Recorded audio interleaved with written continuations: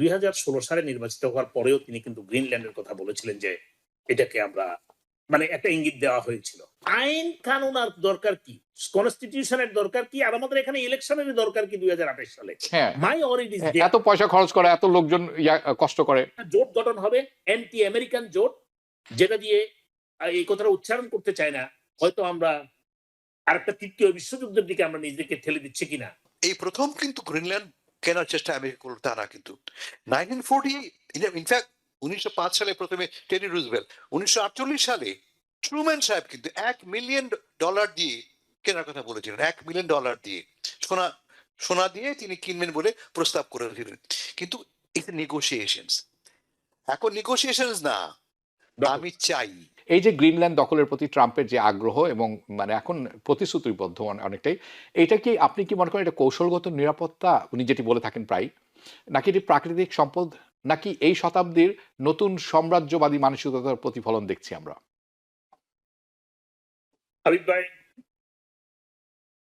আমার মনে হয় 3 নাম্বারটাই নতুন শতাব্দীর আমরা যে আধিপত্যবাদী যে চিন্তা ভাবনা সেটাই। কারণ আমাদের নিরাপত্তা, গ্রিনল্যান্ড এখনো আমাদের লোকজন সেখানে আছে, যন্ত্রপাতি সেখানে আছে, কিন্তু আমাদের নিরাপত্তা কোথায় হুমকির সম্মুখীন হচ্ছে আমেরিকা, একটু যদি আমরা চেষ্টা করি জানার জন্য যে এই অজুহাতটা দিয়ে গ্রিনল্যান্ড আমাদেরকে কবজা করতে হবে, এটা মনে হয় আমেরিকান বা সারা বিশ্বের কেউ অ্যাকসেপ্ট করবে না।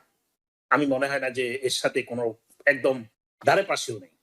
কিন্তু একটা জিনিস আমি বলি আপনাকে, 2016 সালে নির্বাচিত হওয়ার পরেও তিনি কিন্তু গ্রিনল্যান্ডের কথা বলেছিলেন যে এটাকে আমরা মানে একটা ইঙ্গিত দেওয়া হয়েছিল। সে কিন্তু ওই যে বারবার আপনারা দুজনেই বলতেছিলেন যে সে ওই যে খোলামেলা, he is not a diplomatic, he is just very open, what he believe he express, তো সেটা সে বলে যায়। তো আমার মনে হয় তার যে আধিপত্যবাদী, তার যে নীতি নৈতিকতা, আন্তর্জাতিক রুল, ওয়ার্ল্ড অর্ডার, যে সমস্ত জিনিসগুলো আমরা সিভিক ক্লাসগুলোতে শিখে আসছি, বা আমরা যেগুলো নিয়ে মানুষ সবসময় প্রিচিং করি মানুষজনকে, যে আইন কানুন, সভ্যতা বোধ, এই জিনিসগুলো মূল্যবোধ, এটার ধারে পাশে না গিয়ে উনি কেমন জানি ওয়াইল্ড হয়ে যাচ্ছেন দিন দিন। আমাদের কথা বলার কিছুটা সীমাবদ্ধ রাখতে হবে, কারণ আমরাও যদিও যথেষ্ট স্বাধীন আছি এখানে, কিন্তু হাসান ভাই আসতেছেন, একটু বলতে হবে আমাদেরকে। ইটস গুড টু হিয়ার যে যথেষ্ট স্বাধীন আছি, ভালো লাগে শুনতে। এখনো স্বাধীন আছি, কিন্তু কতটুকু থাকতে পারবো এই তো এখন আসল কথা, তারপর বলুন। আচ্ছা, তো আমি যেটা বুঝতে পারতেছি, এটার বাইরে আমি একটা জিনিস দেখতে চাচ্ছি, সেটা হলো উনি জানেন যে উনি 2028 সাল পর্যন্ত আমেরিকার প্রেসিডেন্ট। যদি একটা আভ্যন্তরীণ অথবা বহির্বিশ্বে একটা গোলযোগ সৃষ্টি করা যায়, তাহলে হয়তো উনি কিন্তু 2000 আগের বারের টার্মে তিনি বলেছিলেন যে সংবিধান তিনি স্থগিত করবেন, সংবিধানের কোনো দরকার নেই, let us do the work, forget about the constitution, leave it aside. তো এখন that's exactly what Hitler did in 1930s. So আইন কানুন আর দরকার কি, কনস্টিটিউশনের দরকার কি, আর আমাদের এখানে ইলেকশনের দরকার কি 2028 সালে? মাই অরিড ইজ এত পয়সা খরচ করে, এত লোকজন কষ্ট করে, এখন সারা বিশ্বে এখন যেটা আমরা করছি সেটা দিয়ে হয়তো উনি ওই যে বউকে মেরে জিকে বুঝানো, এরকম একটা কথা আছে না বাংলায়, যে জিকে মেরে বউকে বুঝানো, আমি উল্টো ভাবে বলছি, সরি, জিকে মেরে বউকে বুঝানো। আমার সম্ভবত উনি যে ওনার আচার আচরণে যেভাবে আমরা দেখতে পাচ্ছি, বহির্বিশ্ব থেকে আমরা একগরে হয়ে পড়ছি। আপনি দেখেন দুইটা কথা বলছে হাসান ভাই, যে আজকে যদি রাশিয়া ইউক্রেন এখন দখল করে নেয় পুরোটা, আমরা সেখানে কোনো জায়গায় যায়, জাতিসংঘ থেকে কোনো জায়গায় যে আমেরিকান রিপ্রেজেন্টেটিভ আর মুখ খুলে কথা বলার কোনো নৈতিক অধিকার নাই আমাদের। ঠিক এমনই ভাবে যদি কোনো চায়না কালকে তাইওয়ানকে দখল করে নেয়, কাউকে উঠে এনে সেখান থেকে, সেখানে মনে হয় অন্তত আমাদের আর কিছু বলার নেই, আমাদের আর কোনো বলার নৈতিক অধিকার নেই। তো আমার সবচেয়ে বড় ভয়টা যেটা হলো, এই যে একটা আইন কানুন, নিয়ম নীতি, কনস্টিটিউশন, ওয়ার্ল্ড অর্ডার, সবকিছুকে তোয়াক্কা করা হচ্ছে না, অবজ্ঞা করা হচ্ছে, লাথি মেরে পিছনে ফেলে দেওয়া হচ্ছে। What ever I think this is the right thing, what ever আমার মোরালিটির কাছে আমি দায়িত্ব থাকবো, আমার মনে যেটা চাই সেটাই রাইট, সেটাই আইন। এই মনোভাব যে স্বৈরাচারী মনোভাব না, এটা দিয়ে সারা বিশ্ব ব্যবস্থাকে ধ্বংস করা হবে, এবং সারা বিশ্বে এই যে একটা অনিয়ম, বিশৃঙ্খলা এবং মানুষের মাঝে রাষ্ট্র টু রাষ্ট্র, স্টেট টু স্টেট যে রিলেশনশিপ, সেটা কিন্তু ধ্বংস হয়ে জি যাচ্ছে। ধন্যবাদ হয়তো ধন্যবাদ আর আপনাকে। একটা জোট গঠন হবে, অ্যান্টি আমেরিকান জোট, যেটা দিয়ে এই কথাটা উচ্চারণ করতে চাই না, হয়তো আমরা আরেকটা তৃতীয় বিশ্বযুদ্ধের দিকে আমরা নিজেকে ঠেলে দিচ্ছি কিনা সে বিষয়ে আমি শঙ্কিত। I doubt it, I doubt, আমি সত্যিকার অর্থে সন্দেহ। জি আমি ট্যাড করে অন গ্রিনল্যান্ডের কিন্তু যৌক্তিক, একদম অযৌক্তিক ভাবে তিনি কথা বলছেন না, কিন্তু যুক্তিটা কি তার কথায় সত্যি মিথ্যা আসছি না আমি। তিনি বলছেন গ্রিনল্যান্ডে এই মুহূর্তে বিপুল পরিমাণ চীনা ও রাশিয়ান যুদ্ধ জাহাজ মোতায়েন আছে। হুম। গ্রিনল্যান্ড একটা বিস্তীর্ণ ঠান্ডা বরফে আচ্ছন্ন একটা এলাকা, যার মাত্র 60,000 মানুষ সেখানে বাস করে।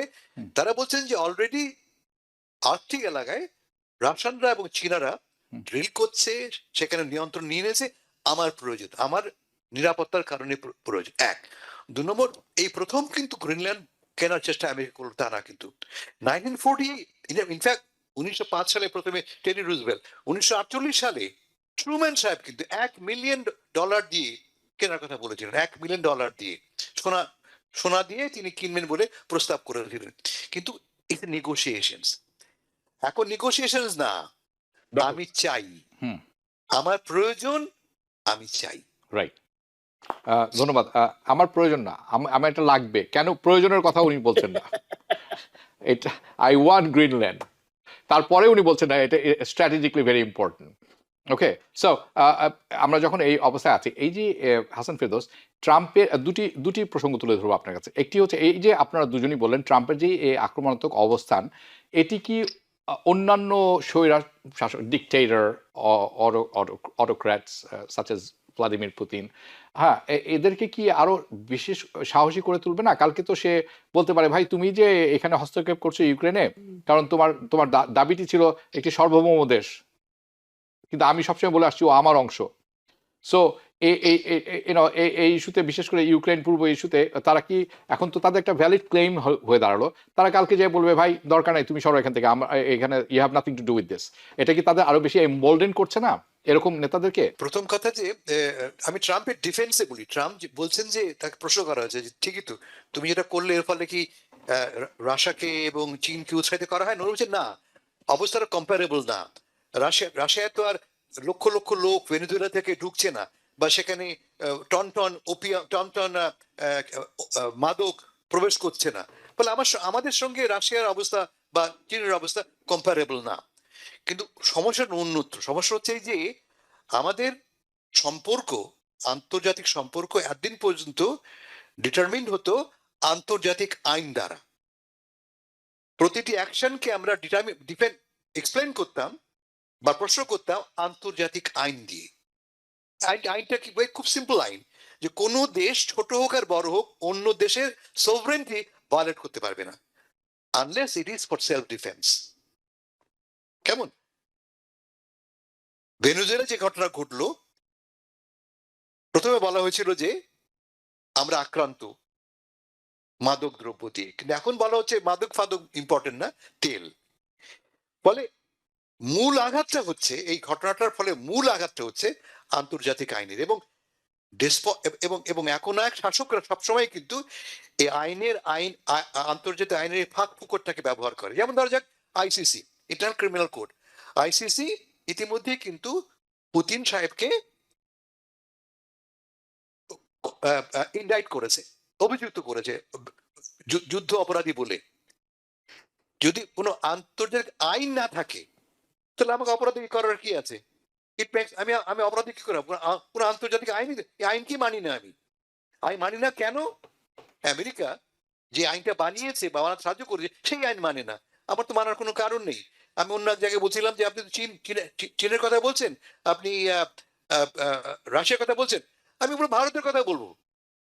আগামীকাল ভারত যদি মনে করে যে ইউনূস সাহেব আমার জন্য শত্রু, ইউনূস সাহেব থ্রেট টু ইন্ডিয়া, আমি যে ইউনূস সাহেব ধরে নিয়ে আসলাম ভারতে, ফেরত ধরে নিয়ে আসলাম, who will stop it? Right, who can stop it? ফলে এই বড় ভয়টা হচ্ছে যে এই ঘটনাগুলি, ট্রাম্প সাহেব তো অনেক বড় শক্তিশালী লোক, ক্ষুদ্র ক্ষুদ্র একনায়কদেরকেও এমবোল্ডেন করবে, যে আমি আমার চেয়ে দুর্বল যে প্রতিবেশী তার ঘাটটা মোটকে দেবো।